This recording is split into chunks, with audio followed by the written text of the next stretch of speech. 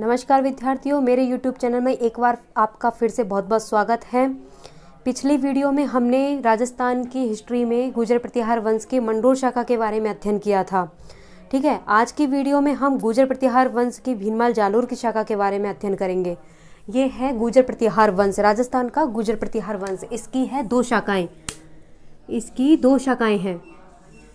राजस्थान के अंतर्गत गुर्जर प्रतिहार वंश की दो शाखाएं हैं। पहली शाखा है इसकी मंडोर, ये प्राचीनतम शाखा है, मतलब इसकी प्रथम शाखा है। ये गुर्जर प्रतिहार वंश की राजस्थान के अंतर्गत ये प्रथम शाखा है। मंडोर के प्रतिहार, मंडोर पड़ता है जोधपुर के अंतर्गत। कहाँ पड़ता है? जोधपुर के अंतर्गत। मंडोर जोधपुर के प्रतिहार, मंडोर जोधपुर के प्रतिहार। और दूसरी शाखा है, ये मंडोर के प्रतिहार की शाखा है। और दूसरी शाखा है हमारी भीनमाल जालोर। भीनमाल कहाँ पर है? जालोर के अंदर। भीनमाल जालोर के प्रतिहार। ये दो शाखाएं हैं हमारे गुर्जर प्रतिहार वंश की।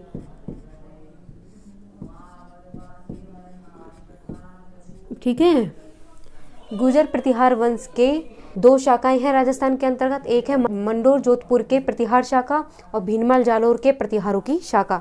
ठीक है, इसके बारे में हम पिछली वीडियो में अध्ययन कर चुके हैं। आज हम इस शाखा के बारे में अध्ययन करते हैं, भीनमाल जालोर के प्रतिहार की शाखा के बारे में अध्ययन करते हैं। ठीक है, इसका हम पहले अध्ययन कर चुके हैं। आज हम ये दूसरी शाखा भीनमाल जालोर के प्रतिहार। ये एग्जाम की दृष्टि से बहुत महत्वपूर्ण शाखा है। इसमें से अधिकतर क्वेश्चन पूछे जाते हैं और यही बहुत महत्वपूर्ण शाखा है राजस्थान के अंतर्गत। ठीक है, भीनमाल जालोर के प्रतिहार, इस शाखा के शासकों का क्रम पढ़ते हैं पहले। शासकों का क्रम, कौन कौन से शासक इस शाखा के अंतर्गत हुए थे? पहला हुआ था हमारा नागभट्ट प्रथम। इसे क्या कहा जाता था? इसे भीनमाल जालोर की भीनमाल शाखा का संस्थापक कहा जाता था। भीनमाल शाखा का संस्थापक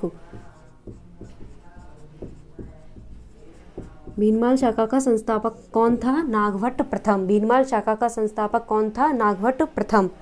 ठीक है, दूसरा हमारा शासक था इसके बाद में कुक्कुस्त। ये इसका पुत्र था कुक्कुस्त को कुक्कुक भी बोलते हैं, कुक्कुक। ठीक है, तीसरा हमारा था देवराज।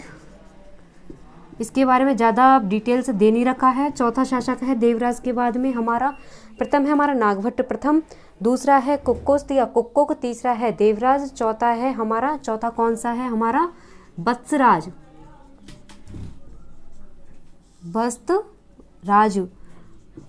नागभट्ट द्वितीय। वत्सराज था जो ये प्रतापी शासक था। नागभट्ट द्वितीय ये भी प्रतापी शासक था। ठीक है, और फिर इसके बाद में नागभट्ट द्वितीय के बाद में है हमारा छठा शासक है रामभद्र।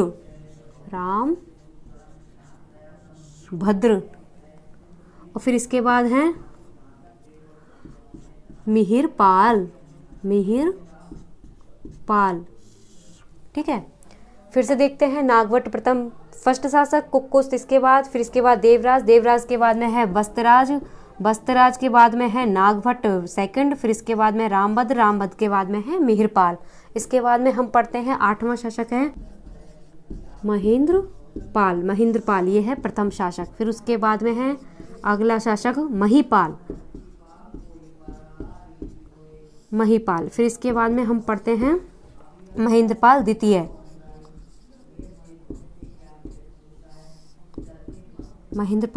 फिर इसके बाद में हम पढ़ते हैं महेंद्रपाल द्वितीय के बाद में देवपाल के बाद में है विजयपाल। फिर इसके बाद में है विजयपाल के बाद में है हमारा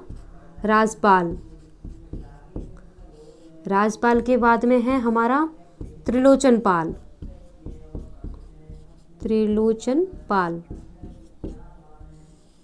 फिर इसके बाद में है हमारा यशपाल। ये हमारा अंतिम शासक, गुर्जर प्रतिहार की भीनमाल शाखा का यह यशपाल अंतिम शासक है। 1036, सन 1036 इसके बारे में सन का पता चलता है। फिर इसके बाद में सन 1093 ईस्वी इसमें गहड़वाल वंश ने भीनमाल शाखा पर अपना अधिकार कर लिया। भीनमाल शाखा पर अपना अधिकार कर लिया।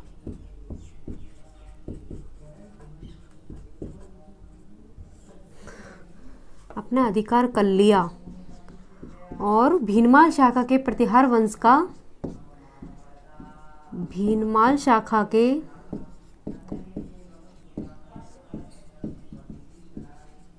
वंश का पतन हो गया। प्रतिहार वंश का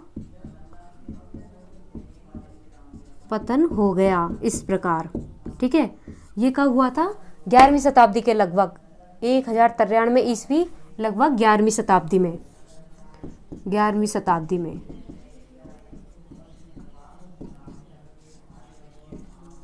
ठीक है, शासकों के क्रम में है भीनमाल जालोर के प्रतिहार। हमारे राजस्थान की दूसरी शाखा है भीनमाल जालोर के प्रतिहार। इसमें शासकों का क्रम है नागवट प्रथम, कुकुस्त, देवराज, वस्त्रराज, नागवट द्वितीय, रामभद्र, मिहिरपाल, महेंद्रपाल प्रथम, महीपाल, महेंद्रपाल द्वितीय, देवपाल, विजयपाल, राजपाल, त्रिलोचनपाल, यशपाल।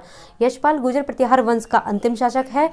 ठीक है, 1093 ईस्वी में गहड़वाल वंश भीनमाल शाखा पर अपना अधिकार कर लिया था। गहड़वाल वंश ने, किसने किया? गहड़वाल वंश ने। इस वंश ने भीनमाल शाखा पर अपना अधिकार कर लिया। वह भीनमाल शाखा के प्रतिहार वंश का पतन हो गया 11वीं शताब्दी में। ठीक है, नागवट प्रथम का हमें कालक्रम का पता चलता है, तो ये है हमारा कालक्रम 730 से 760 ईस्वी। इसके समय पे इस शासक का शासन था। ठीक है, नागवट प्रथम का शासन कब था? 730 से 760 ईस्वी के लगभग। कुकुस्त का शासन क्रम था 760 से 780 के लगभग। ठीक है, देवराज के बारे में कोई डिटेल से नहीं बताया गया है। इसके बारे में हम कोई सन का पता ना कोई समय का पता चलता है। फिर इसके बाद में है वस्त्रराज। वस्त्रराज का शासन था 780 से 795 के लगभग। ठीक है, वस्त्रराज ने इस सन में शासन किया था। फिर नागवट द्वितीय का था 795 से 833 के लगभग। ठीक है, फिर रामभद्र का था 833 से 836 के मध्य। ठीक है, फिर इसके बाद में था मिहिरपाल का था 836 से 885 के लगभग। फिर इसके आगे के शासकों के समय का कोई पता नहीं चलता है। ठीक है, राजस्थान के गुर्जर प्रतिहार काल के जो शाखाएं हैं उसमें जो द्वितीय शाखा है हमारी भीनमाल जालोर की शाखा। ठीक है, इसके बारे में क्या कहा गया है कि ये वाली जो शाखा है वो रघुवंशीय प्रतिहार कालीन शाखा भी है। जो भीनमाल जालोर वाली शाखा है उसे रघुवंश कालीन प्रतिहार कालीन शाखा भी कहते हैं। ठीक है, भीनमाल जालोर ये हमारा एक इम्पॉर्टेंट पॉइंट है, मोस्ट इम्पॉर्टेंट पॉइंट है। ये जो भीनमाल जालोर की शाखा है, भीनमाल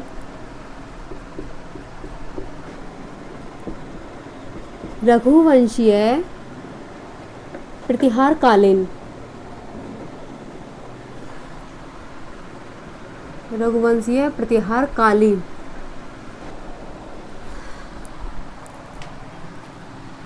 भीनमाल जालोर की शाखा को रघुवंशीय प्रतिहार कालीन शाखा भी कहा गया है। ठीक है, इसके बाद में हम पढ़ते हैं प्रथम शासक नागभट्ट प्रथम के बारे में। इस शाखा का प्रथम शासक नागभट्ट प्रथम।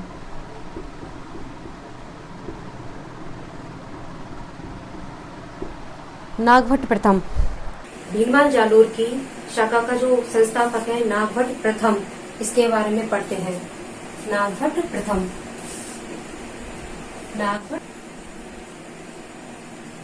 नागभट्ट प्रथम भीनमाल जालोर, नागभट्ट प्रथम भीनमाल जालोर शाखा का संस्थापक, शाखा का संस्थापक, जालोर शाखा का संस्थापक था। ठीक है, नागभट्ट प्रथम को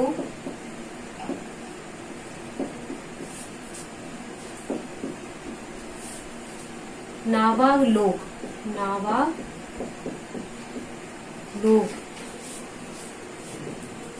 कहा जाता था।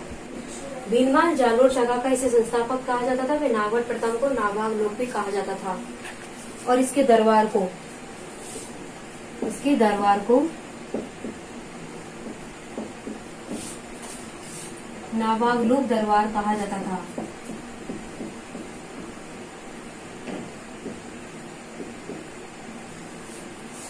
नाभाग लोक दरबार कहते थे। इसको विभिन्न प्रकार की उपाधियां भी प्राप्त की। एक उपाधियां तो इसकी ये हो गई नाभाग लोक, और अन्य उपाधियां थी।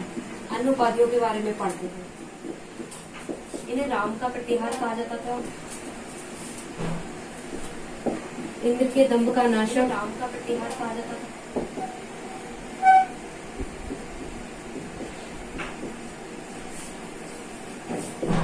क्षत्रिय ब्राह्मण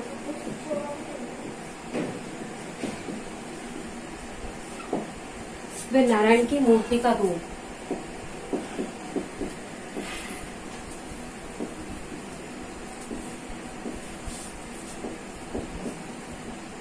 आदि इसकी उपाधियां थी। इसकी नागभट्ट प्रथम की। नागभट्ट प्रथम को राम का प्रतिहार, इंद्र के दंभ का नाशक, क्षत्रिय ब्राह्मण व नारायण की मूर्ति का रूप भी कहा जाता था। नागभट्ट प्रथम के बारे में और डिटेल से जानते हैं।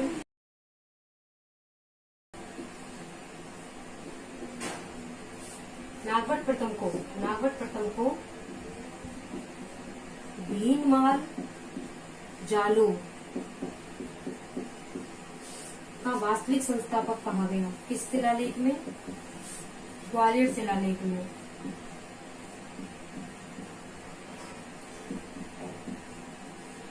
वास्तविक संस्थापक कहा गया। नागभट्ट प्रथम को भीनमाल जालोर का वास्तविक संस्थापक कहा गया था। इसे कौन से शिलालेख में कहा गया था? इसे ग्वालियर तो नहीं, से एहोल अभिलेख में कहा गया था। ये ग्वालियर शिलालेख में कुछ और कहा गया है, इसे एहोल अभिलेख में कहा गया है।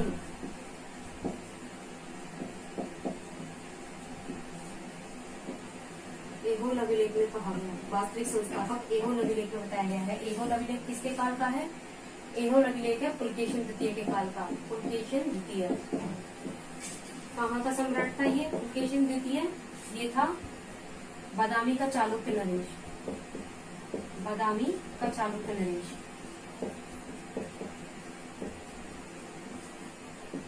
बादामी का चालुक्य नरेश था ये पुलकेशिन द्वितीय। ठीक है, इसे एक तो ये कहा गया था। दूसरा, इसे अरबों का, अरब कौन है? मलेच्छ। अरबों को मलेच्छ भी कहा जाता था। मलेच्छ मुस्लिम शासक। अरबों का नाश करने वाला कहा गया। इसे नाश करने वाला, अरबों का नाश करने वाला किस शिलालेख में कहा गया? ग्वालियर शिलालेख में। मिहिर भोज के काल में लिखा गया था ग्वालियर शिलालेख। ग्वालियर शिलालेख में कहा गया इसे अरबों का दुश्मन, अरबों का नाश करने वाला। ठीक है, अब इसके बारे में और डिटेल से जानते हैं बोर्ड को क्लीन करके। नागभट्ट की और डिटेल के बारे में पढ़ते हैं। ये हमारा भारत है। क्या है ये? हमारा भारत।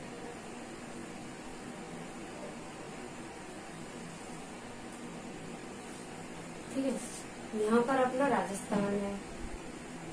यह अपना राजस्थान। ठीक है, यहाँ पर क्या है? पाल वंश, बंगाल का पाल वंश, बंगाल में। यह है हमारा यहाँ दक्षिण में राष्ट्रकूट वंश।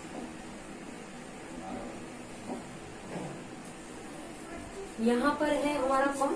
भीनमाल जालोर में नागभट्ट। ये है भीनमाल जालोर। यहाँ पर है अपना नागभट्ट।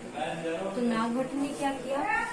नागभट्ट ने सर्वप्रथम भीनमाल जालोर को चावंडों से जीता। चावंड रहते थे पहले यहाँ पर।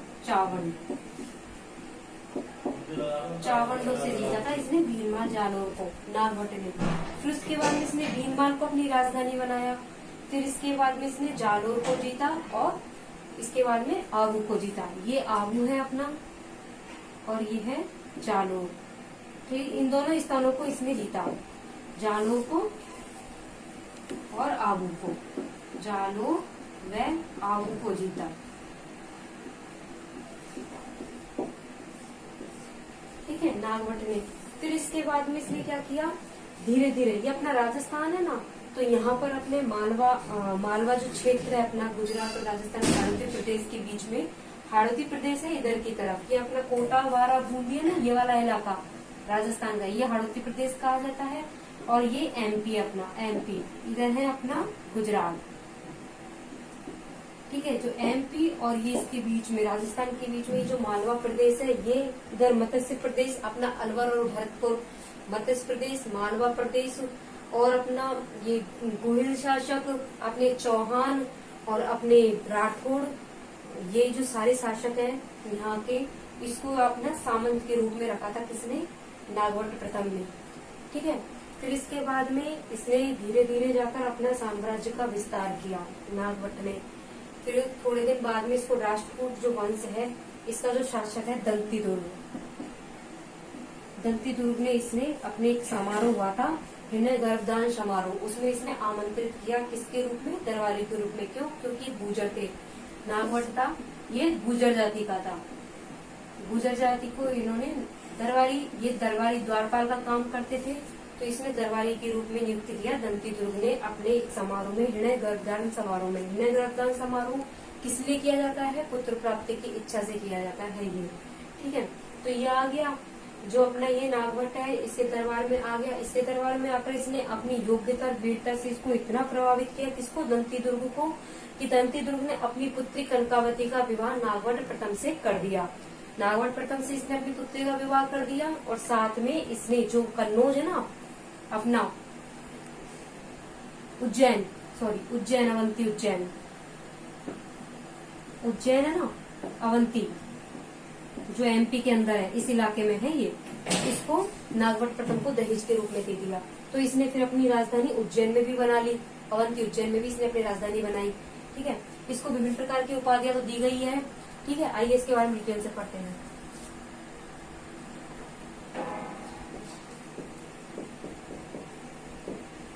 नागवट प्रथम ने आबू व जालोर को जीता, आबू व जालोर को जीता।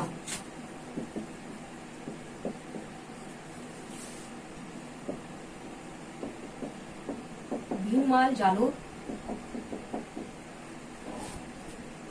व अवंती उज्जैन को अपनी राजधानी बनाया। पहले भीम बनाया, फिर उसके बाद में अवंती को बनाया। इसने चौहान, राठौड़, गुहिल, इसने चौहान, राठौड़, गुहिल, चंदेल, चालुक्य आदि को अपना सामंत रखा, आदि को अपने सामंत के रूप में रखा।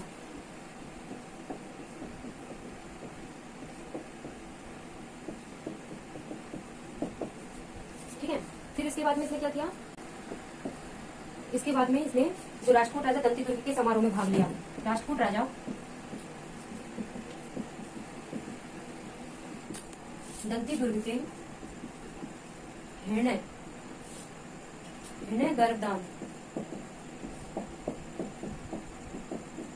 समारोह में दंतीदुर्ग ने इसे दरबारी के रूप में नियुक्त किया। नागवट प्रथम ने आबू व जालोर को जीता, भीनमाल जालोर व अवंती उज्जैन को अपनी राजधानी बनाया। इसने चौहान वंश, राठौड़, गुहिल, चंदेल, चालुक्य आदि को अपने सामंत के रूप में रखा। राष्ट्रकूट राजा दंतीदुर्ग ने नागवट को हिरण्य गर्भदान समारोह में एक दरबारी के रूप में आमंत्रित किया। ये समारोह क्या होता है, इसका मतलब ये समारोह कब किया जाता है, जो हिरण्य गर्भदान समारोह है यह पुत्र प्राप्ति के लिए किया जाता है। पुत्र प्राप्ति के लिए ये समारोह किस लिए किया जाता है, पुत्र प्राप्ति के लिए। ठीक है, जो राजा दंतीदुर्ग है, दंतीदुर्ग ने नागवट की योग्यता से प्रसन्न होकर, क्योंकि नागवट गया वहाँ पर दरबारी के रूप में इसको क्यों बुलाया, क्योंकि ये क्या बोलते हैं इनको, ये अपने आप को द्वारपाल समझते थे। ये थे तो गुर्जर जाति के, ये किस जाति के थे, ये जो नागवट है ये गुर्जर जाति के थे, गुर्जर जाति के थे।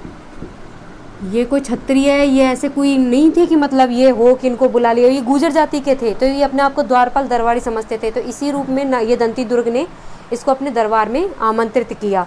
ठीक है, फिर इसकी योग्यता से प्रसन्न होकर दंती दुर्ग ने इसकी योग्यता से, नागभट्ट प्रथम की योग्यता से, नागभट्ट प्रथम की योग्यता से प्रसन्न होकर, योग्यता से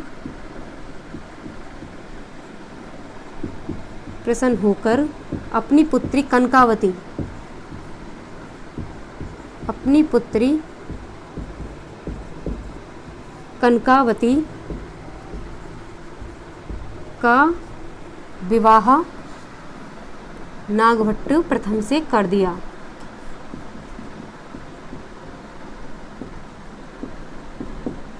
ठीक है, नागभट्ट प्रथम की योग्यता से प्रसन्न होकर दंती दुर्ग ने, किसने दंती दुर्ग ने अपनी पुत्री कनकावती का विवाह नागभट्ट प्रथम से कर दिया। ठीक है, यहाँ तक हमने जान ही लिया है और इसके बारे में पढ़ते हैं। आइए, ठीक है, इतनी जानकारी हमने ले ली है और पढ़ते हैं नागभट्ट प्रथम के बारे में। जो हमारा ऐहोल अभिलेख है, ऐहोल अभिलेख, पिछली वीडियो में पढ़ा था ऐहोल अभिलेख कहाँ पर स्थित है। ऐहोल अभिलेख किसके काल का है? ऐहोल अभिलेख है हमारे कर्नाटक में स्थित है तथा पुलकेशिन द्वितीय, बादामी नरेश पुलकेशिन द्वितीय के काल का है। ऐहोल अभिलेख है पुलकेशिन द्वितीय के काल का।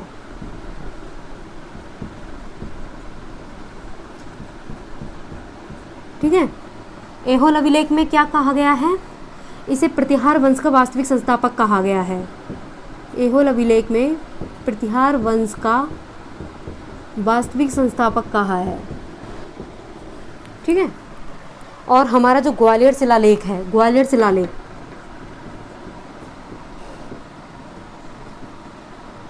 ये किसका काल का है? मिहिरभोज के काल का। ग्वालियर शिलालेख, ग्वालियर शिलालेख में इसे मलेच्छों का नाशक कहा है। क्या कहा है? मलेच्छों का नाशक।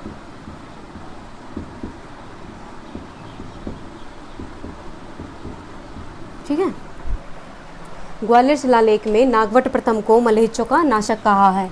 नागभट्ट प्रथम को। और ऐहोल अभिलेख में प्रतिहार वंश का वास्तविक संस्थापक कहा है और ग्वालियर शिलालेख में मलेच्छों का नाशक कहा है नागभट्ट प्रथम को। ये हो गया हमारे नागभट्ट प्रथम के बारे में, हमने समस्त जानकारियाँ प्राप्त कर ली है। ठीक है, अब इसके बाद में हम पढ़ते हैं अगला शासक कुकुस्त के बारे में। ठीक है, नागभट्ट प्रथम के बारे में अगला शासक कुकुस्त। ठीक है, नागभट्ट प्रथम के बारे में पढ़ लिया है। अब अगला शासक है नागभट्ट प्रथम के बाद में है कुकुस्त। कुकुस्त नागभट्ट प्रथम के भाई तेजवर्धन, नागभट्ट प्रथम का जो भाई था तेजवर्धन, उसका बेटा है कुकुस्त। ठीक है, नागभट्ट प्रथम के कोई भी संतान नहीं थी तो इसने अपने भाई के बेटे को गोद ले लिया, कुकुस्त को गोद ले लिया और अपना उत्तराधिकारी नियुक्त कर दिया। जो कुकुस्त था उसके बारे में कोई इंपॉर्टेंट जानकारी तो नहीं है, लेकिन इसके बारे में एक इम्पॉर्टेंट, बहुत ही इंपॉर्टेंट जानकारी ये है कि इसने मंडोर जोधपुर में एक विजय स्तंभ की स्थापना करवाई। मंडोर जोधपुर में विजय स्तंभ की स्थापना करवाई। वह उसके नीचे एक विष्णु मंदिर भी बनवाया। जो मंडोर का विजय स्तंभ है वह संपूर्ण राजस्थान का द्वितीय विजय स्तंभ है। ठीक है, तो अब ये द्वितीय विजय स्तंभ है तो आपके दिमाग में ये आ रहा होगा कि प्रथम विजय स्तंभ कौन सा है। तो प्रथम विजय स्तंभ चित्तौड़गढ़ वाला मत कर देना कि वो वाला विजय स्तंभ जो कुम्मा ने बनवाया, वो नहीं। प्रथम विजय स्तंभ है हमारे जो भरतपुर के बयाना दुर्ग है उसके अंदर स्थित है।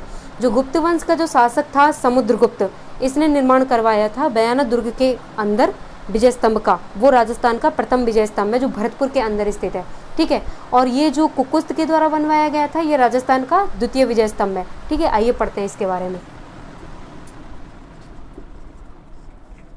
कुकुस्त, इसके बारे में मिलता है समयकाल 760 से 780।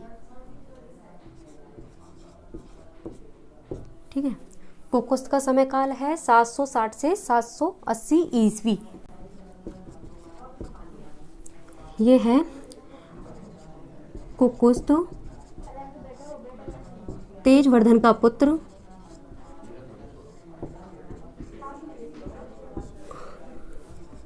वह नागभट्ट का भतीजा।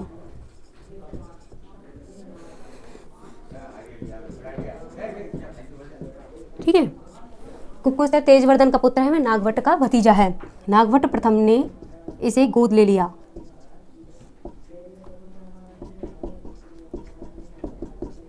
गोद लिया, वह अपना उत्तराधिकारी नियुक्त किया।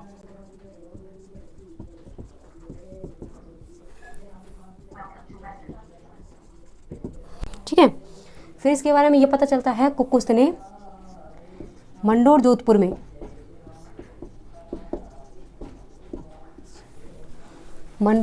में विजय स्तंभ का निर्माण करवाया।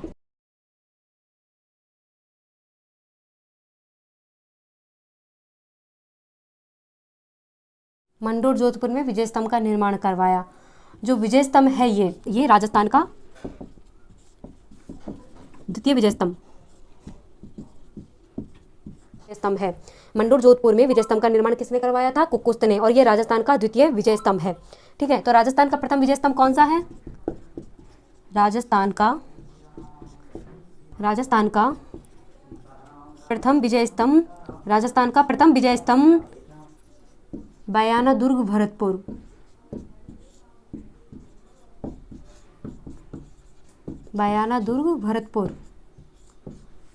भरतपुर में स्थित है। ठीक है। राजस्थान का प्रथम विजय स्तंभ बयाना दुर्ग भरतपुर में स्थित है। और ये किसके द्वारा निर्मित है? गुप्त वंश के शासक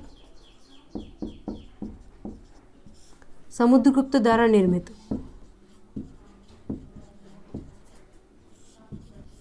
ठीक है। राजस्थान का प्रथम विजय स्तंभ बयाना दुर्ग भरतपुर में स्थित है और गुप्त वंश के शासक समुद्रगुप्त द्वारा निर्मित है ये विजय स्तंभ। ठीक है। तो ना ये कुकुस्त है, इसने विजय स्तंभ का तो निर्माण करवाया, साथ में ये विजय स्तंभ के पास एक विष्णु मंदिर का निर्माण करवाया। विजय स्तंभ के पास विष्णु मंदिर का निर्माण करवाया।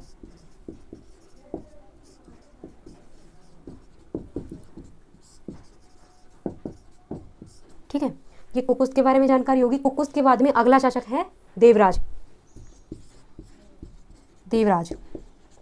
इसके बारे में कालक्रम का तो कोई पता नहीं है। ये कुकुस्त का पुत्र है, बस इसके बारे में जानकारी है। ये कुकुस्त का तो पुत्र है। ठीक है। बुकों में इतनी ही जानकारी है इसके बारे में। कुकुस्त का पुत्र है और अवंती उज्जैन का शासक है।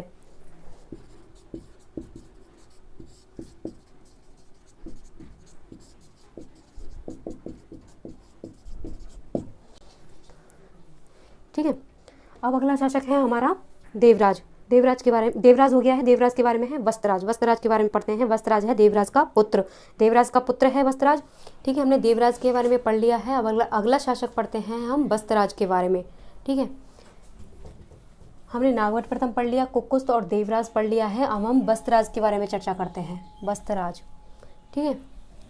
अब अगला शासक है वस्त्रराज।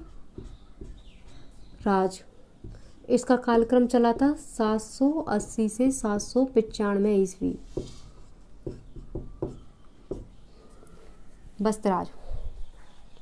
वस्त्रराज है ये देवराज का पुत्र है और बड़ा ही प्रतापी शासक है। वस्त्रराज को रणहस्तिन की भी उपाधि प्राप्त है। रणहस्तिन का मतलब क्या होता है? रणहस्तिन का मतलब होता है युद्ध का हाथी, क्योंकि ये युद्ध में एकदम हाथी की तरह लड़ता था, एकदम अपने शत्रुओं पर, आक्रमणकारियों पर टूट कर पड़ता था, इसलिए इसे युद्ध का हाथी रणहस्तिन की उपाधि प्रदान की गई थी। और ये वस्त्रराज है, इसने अपने शासनकाल में जो ये कन्नौज के जो शासक हैं कन्नौज के शासक इंद्रयुद्ध को पराजित किया। ठीक है। फिर इसके बाद में इसके जो काल में त्रिदलीय संघर्ष भी हुआ। और धीरे धीरे इसका वर्चस्व बढ़ता गया और इसने बहुत सारे अपनी जगह पर आक्रमण कर करके अपनी जगह को कब्जे में ले लिया और अपना शासन साम्राज्य का विस्तार किया। वस्त्रराज ने सर्वप्रथम कन्नौज पर आक्रमण किया और कन्नौज के शासक इंद्रयुद्ध को पराजित किया। फिर उसके बाद में जो बंगाल के राजा है, पालवंश है बंगाल का, धर्मपाल, उसको भी इसने पराजित किया। बंगाल के राजा धर्मपाल को मुंगेर नामक स्थान पर इसने पराजित किया। फिर इसके बाद में जो ये तृतीयापन का ये राष्ट्रकूट वंश है, राष्ट्रकूट वंश के ध्रुव प्रथम, इसको ये बात अच्छी नहीं लगी, क्योंकि वस्त्रराज का जो प्रभाव है वो बढ़ता जा रहा था। उसकी शक्ति को देखकर इसको गुस्सा आया और इसके ऊपर आक्रमण करने की सोची। फिर इसने क्या किया, सर्वप्रथम वस्त्रराज के ऊपर, आइए पढ़ते हैं वस्त्रराज के बारे में जो बचा हुआ है उसके बारे में। ठीक है। वस्त्रराज जो ये हमारा ये 700, एक तो 778 ईस्वी और एक 781 ईस्वी, ये 2 समय है। 778 ईस्वी में जो उद्योधन सूरी ने कुबलामाला ग्रंथ की रचना की थी, इनके शासनकाल में, किनके शासनकाल में, वत्सराज के शासनकाल में, ठीक है। और 781 ईस्वी में जो जिनसेन सूरी है उसने अपने ग्रंथ हरिवंश पुराण की रचना की थी। बहुत ही इंपॉर्टेंट, मोस्ट इंपॉर्टेंट पूछा जाता है एग्जाम में कि जो हरिवंश, ये क्या बोलते हैं, कुबलामाला ग्रंथ है, इसकी रचना किसके शासनकाल में हुई और किसने की, ठीक है। और ये भी पूछा जाता है हरिवंश पुराण नामक ग्रंथ की रचना किसने की और किसके शासनकाल में की। आइए देखते हैं, पढ़ते हैं। 778 ईस्वी में उद्योधन सूरी ने कुबलामाला नामक ग्रंथ की रचना की।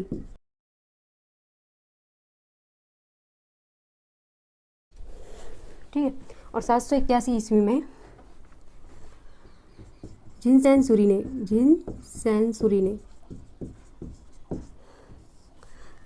ने हरिवंश पुराण वत्सराज के शासनकाल में 778 ईस्वी में उद्योधन सूरी ने कुबलामाला ग्रंथ की रचना की थी और 781 ईस्वी में जिनसेन सूरी ने हरिवंश पुराण नामक ग्रंथ की रचना की थी। इनके बारे में कहा जाता है ये वत्सराज है, वत्सराज के बारे में कहा जाता है वत्सराज शैव मत का अनुयायी था, शिव का उपासक था, ठीक है, शैव मत का अनुयायी था, शैव मत का अनुयायी था, ठीक है। वे इसने ओसिया जोधपुर में, ओसिया कहाँ पर है, जोधपुर के अंदर, ओसिया जोधपुर में महावीर स्वामी का मंदिर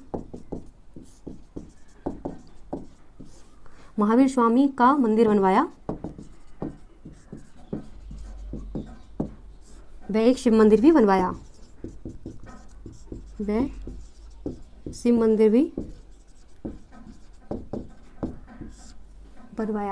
ठीक है। वत्सराज शैव मत का अनुयायी भी था। वह ओसिया जोधपुर में महावीर स्वामी का मंदिर बनवाया, वह शिव मंदिर भी बनवाया, ठीक है। ये हमारा वत्सराज कंप्लीट हो गया है, हमने वत्सराज को पढ़ के कंप्लीट कर दिया है। फिर इसके बाद में हम नेक्स्ट शासक नागभट्ट द्वितीय के बारे में चर्चा करते हैं नेक्स्ट वीडियो में।